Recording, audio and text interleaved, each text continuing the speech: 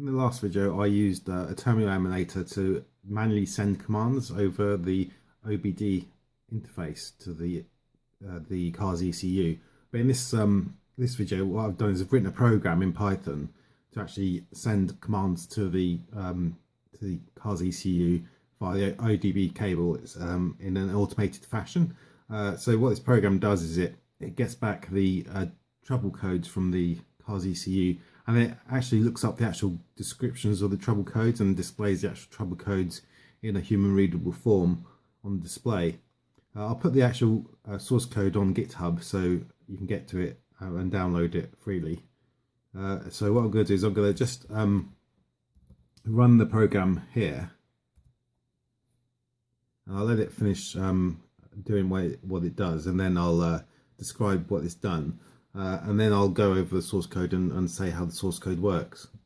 Okay, so when I ran it, first of all, it executed a few just Elm 372-327 commands just to get back from the Elm device. I think so. When it did the reset, it told me what version the Elm software was, and then it got back the description of what the Elm device is. Then there's a usable settable string that you can do. And you can only do that once, unfortunately. I've set all to C's, but it's an old device, so don't really worry about that. But it shows you the user settable description of the device. And then it shows you the voltage on the actual OBD port, and then it actually initiates a communication on the OBD device to the ECU. So up until this point, it hasn't done anything on the ECU. So now when you do the first command, it'll initiate a communication, and then after it's done that, it auto detects the protocol that the ECU uses, and it'll tell you what the protocol is that it's using afterwards. And I get back the vehicle VIN number. Now when you get back commands, as you saw in the last video, they come back as hex characters. But in the Python program, I've used the Python program to actually interpret that into the actual text of the VIN number. So that's displaying the VIN number of the ECU. This is an old one which I got off of eBay. Just running experiments on it. So I don't know which vehicle has come off of, but presume it's been scrapped by now. And then it looks up the stored trouble codes and it interprets them into the actual code number. So it takes what's returned from the ECU and converts it into a proper trouble code number, and then it looks that number up in the lookup table and it gives you the actual description of what that trouble code is. And so there's two sets of trouble codes on an ECU. So there's the stored ones, which are ones which have occurred in the past, and then there's pending codes, which are ones which occurred since you started the engine last. And there's quite a few list of quite a few of them in here that it's come back with, so it shows it looking up the codes quite well. And some of the codes are the ISO standard or SAE standard codes, and other ones are vehicle specific codes. And so I've got I managed to get hold of some trouble codes for this particular ECU, and I'm displaying both of them, looking them both up. And as you can see, most of it is because I don't have a throttle sensor connected to my test rig. And so it's all to do with that. And also the ECU talks to other parts of the vehicle. So the automatic stability control, it says it can't communicate with that. And also it can't communicate with the instrument pack, which I think it's the instrument panel, which will be the speedo and rev counter and things like that. So that's what the actual source code does. And you can run it as many times as you want and get back the ECU codes. Now I'll go over a description of actually how the source code works. So at the top of the source code, I've got a reference to the GNU public license. I've released it under the GNU public license. The full text of that is within the files of the source code. So yeah, if you reuse it, you need to comply with the GNU public license. At the top, I've just got like descriptions about the source code. Now, if you run this yourself, there's some constants at the top. This one you need to set to the serial port of your device when you plug the OBD Elm device into your computer, and it creates a serial port. You need to put the serial port for your device in here, or it won't sort of work. The other settings should all be okay. These should be just standard settings. So if I go down, there's 3 or 4 functions which are created. This one, get response, all it does is this is what actually talks to the serial port, and in Python it's very simple to talk to the serial port. First of all, this function writes the command that you ask it to write to the Elm device, and then it sits in a loop and it waits for a prompt to come back from the Elm device. And when the prompt comes back, you know that the Elm device is waiting for the next command. So it'll wait until that or until a timeout occurs if there's an error. But it'll read all the data which comes back between issuing the command and the next prompt coming up. So you know you've got the full response. The next one is prune data. So when you send the command to the Elm device, it sends back a bunch of hex digits, like bytes, and the first few bytes of those commands, or the responses I should say, you can ignore a lot of those because it's just that it sends you back the mode that you requested and the PID that you requested. So really you want to get rid of those because they're not of much use for you, and if you want to process the data that comes back, it's a lot easier to process if you get rid of the stuff you don't need. So that's all that this function does. And then there's data to trouble codes. So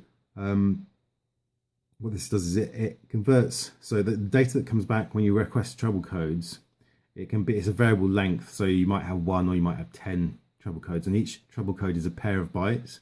And so what this does is it puts all of those bytes into a single string, because you might get multiple lines coming back, so it makes sure they're all in just a single line, and it also makes sure that they're separated out into a list, so that when you come to process them, you just run through the list and you process each set of trouble codes. It makes that a lot easier. Now get trouble code data. I'll come back to this and describe that in a second, because that only occurs after you started talking to the actual the device, and I haven't got to that bit of the code yet, so that'll be clearer if I come back to that and talk about that later. So this is the main piece of code. So first of all, I read a few files in from the actual command prompt, so from the directory. So if I look in the source code, so this is the Python source code there. You've got the GNU public license, you've got a readme text file, and these other text files which I've got here, they get read in as lookup tables. So I've got the trouble codes to description conversions in lookup tables. So that's what's happening at the top of the code here. So it's looking up. So the first digit of a trouble code actually looks up and resolves into a pair of digits depending on what that first digit is. So that's that lookup table it's reading in. Then it's got the ISO and SAE standard trouble codes and their descriptions. It reads that in. And then my vehicle, which is an R53 Mini, so I've got the trouble codes for that, and it reads those into the trouble codes lookup. So when it reads the trouble codes into this list, it then adds the Mini Cooper one to the same list as the standard ISO one. So it only has to look them up in one list. That opens a connection to the serial port. So, and it calls it Elm 327. I've called it. So just in case there's other connections that need to be opened to other devices. It sets a timeout so that if on that serial port you don't get a response from the device, it doesn't just hang. If you don't set a timeout, it will just hang there forever. So you need to set a timeout on this serial port. It says what device it's connected to afterwards. And then this is where I call that first function, which is get response. So this makes the communication a lot easier, because all I have to do is tell it which serial port I'm talking on, tell it the command. So this one is an AT-Z, which is reset the Elm device. And so if I send that to the Elm device, and it return the response to me, and I can just print the response. And then I can go on and I can start configuring the Elm device to to how I want it to be sending me data back. So by default, anything you send to it, it'll echo back plus send you a response back. So I don't want that. So this command turns off the echo, so I don't get back all the stuff that I've sent out, because that's of no use to me. And it checks the response to make sure that it's the correct response. Otherwise, it'll report that it's failed to send that command. And it does the same for all the other config commands. So I'll just go quickly through this. So this one turns off space characters, so that because the less you receive back, the more data you can send in a short period of time. So it's nice. It's best to make it nice and consistent, and a very small amount of data going backwards and forwards over the line. And then this one sets up how it tries to connect and find the right protocol, because there's loads of different protocols it can use to talk to different ECUs. A3 will try the protocol which I know my device is first, and if that fails, then it'll do an automatic protocol search for the correct protocol. And then on the CAN bus, you can set it to high-speed communication. So I set CAN bus to high-speed communication. And then I get back, this is where the responses were on the display. So if I go back to here, and when it started to bring these responses back. So these are the commands which bring back the description of the device, the user's configurable description, the voltage. This one is the voltage at the OBDII connector, and then it goes through and it tries to connect to the actual CAN bus. So whilst you're talking to the Elm device, it's not actually talking on the CAN bus or the ECU at all. Or that you've just been talking up to this point on the Elm device itself. So at this point, when you first send something, it will negotiate what protocol it's going to use and start to do it. So that this bit of code here sends a simple command. All it does is request what PIDs are available on the mode 1, and if it gets back a response which is unable to connect, then it will try to reconnect, and it will try it about 5 times. The only other thing to note about this bit of code is that it waits before it sends the first command. It'll wait for 5 seconds. Because I found with at least this Elm device that I'm using here, if you've been talking to the Elm device like up here and you don't give it a few seconds before you try and connect on the CAN bus, for some reason it fails to connect. So it gives a 5-second delay, and then it will try to establish a connection. And then this is the bit where it does all the actual. Okay. There's one more Elm command, which is just ask it what protocol it's started using, but then this is where we do the CAN bus stuff. So this is where it gets the VIN number. So it will return a bunch of hex bytes in response to this command to get a VIN number. Now that's not going to mean anything to anyone, so if let's see what it actually converted it to. That's the actual VIN number of the vehicle, so we want it actually to come back as that. So in order to do that, like I say, I get rid of the first 3 bytes of every line that comes back, because 5 lines come back from that command, and so you want to get rid of all the first 3 bytes of each of those lines, and it puts it into a single line as well, and that makes it easier to convert them. And then what this does is, because they're hex digits, it converts it from a hex array into a string. But whilst it's doing that, it actually replaces, because it pads it out with null characters, well, not with 0 byte value, but rather than it displaying something funny when it sees a 0 byte, I convert that into a spaces. So any padding, 0 byte padding, gets converted into spaces, and then it comes back as a string into this response, and I can just print that straight onto the display next to the VIN number prompt. The next thing I do is get the stored. So there's 2 lots of trouble codes, like I was saying. There's the stored ones, which are the ones which have been in the device accumulating for a while, and they come back on this command for request on mode 3.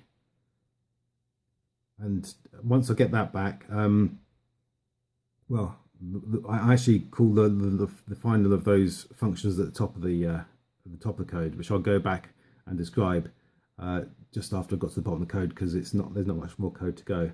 But this so that final function actually sorts out requesting mode 3, formatting the trouble codes into and looking up the descriptions, and then bringing them back, and then it displays them here.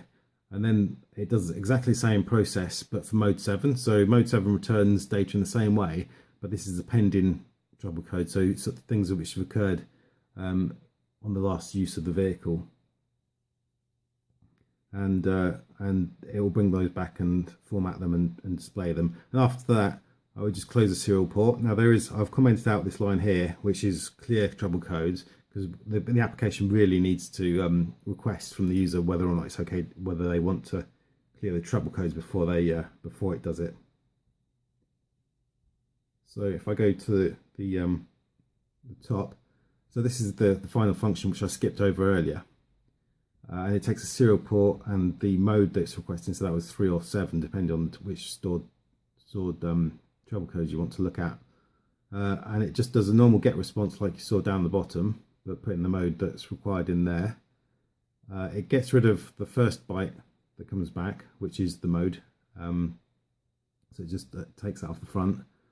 And then it does data to trouble codes, which is just above here, and that just separates them out into pairs of bytes, and also replaces the first character with the prefix which needs to be looked up in the table.